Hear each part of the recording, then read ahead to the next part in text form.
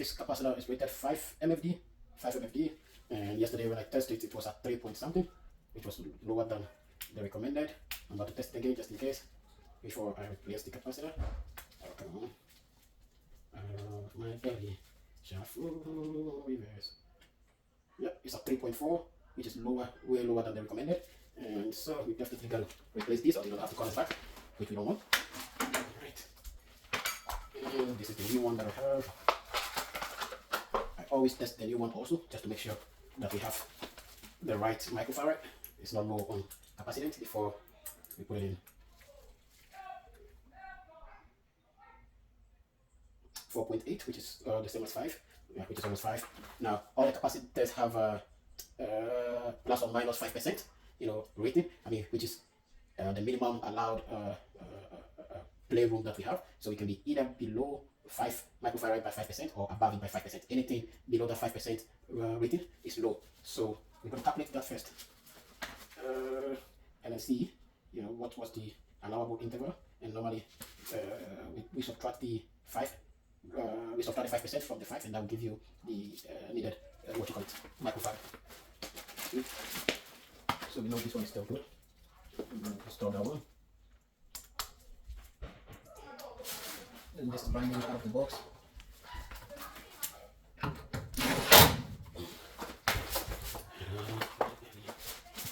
The other one is this guy, right? Which is our pressure switch. I'm going to take this one out of here.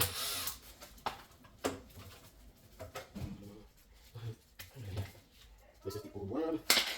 This is the new one. That one here.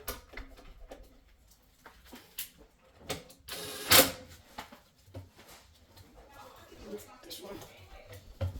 Okay. I'm gonna have to remove this tape because we don't need it. So we are good. Somebody's calling me. I'll call the person back.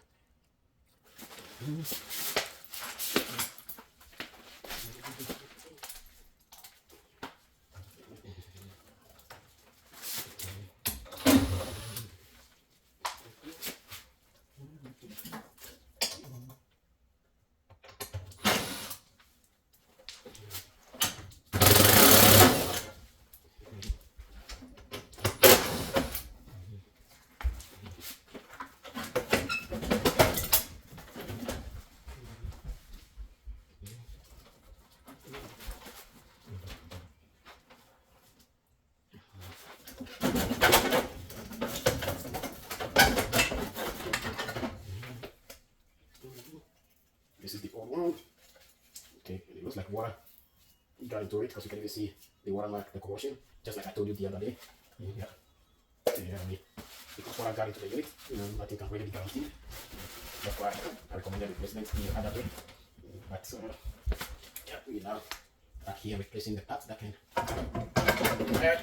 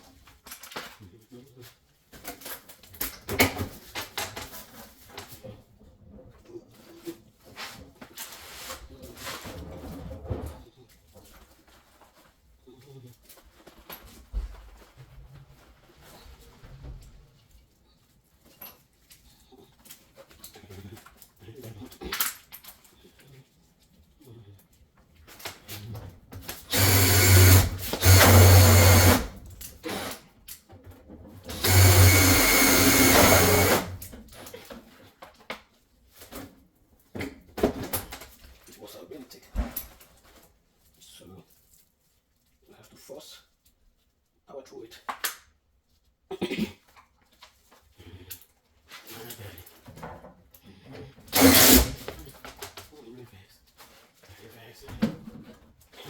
you didn't screw the first one, it has to be screwed. Yep, that's why I can screw it in so it doesn't come off easily. If you try this later, it won't lift up easily. Alright.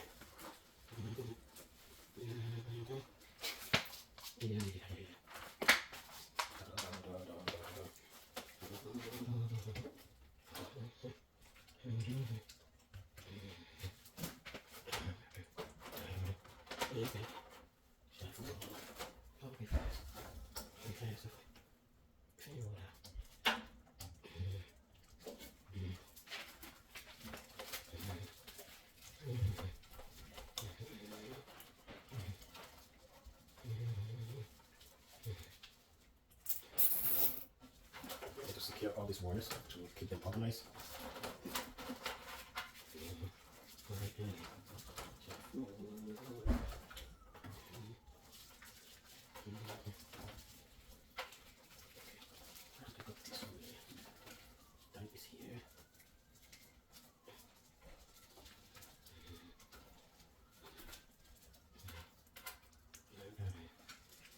To the gas line.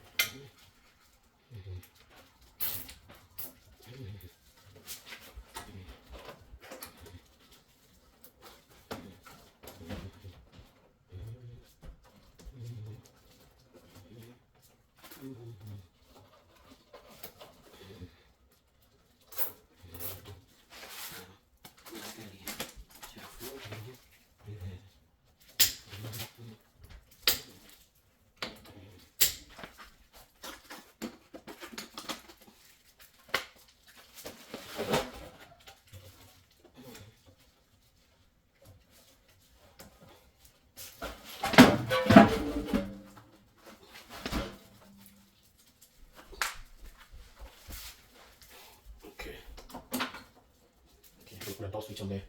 I'm going to put a magnet on the door switch to kind of like power the unit on. Then I'm going to go to the thermostat, call for heat. So I'm going to the thermostat. I have the thermostat right here. Then it's 81 degrees in here. I'm going to go to mode. The unit is currently off. I have it on heat right now. And I'm going to increase the room temperature. It's already set on 90. Now let's go downstairs and see what the unit is doing. Alright, so we are calling for heat. The set temperature is 90. The room temperature is 81. And let's go see. It's okay, buddy. It's okay. It's okay. It's okay. Let's go see what we get. So the inducer is on and running, as you can see. Yep, the fire just light up. And let's wait for the fan to start blowing. So you can see the fire.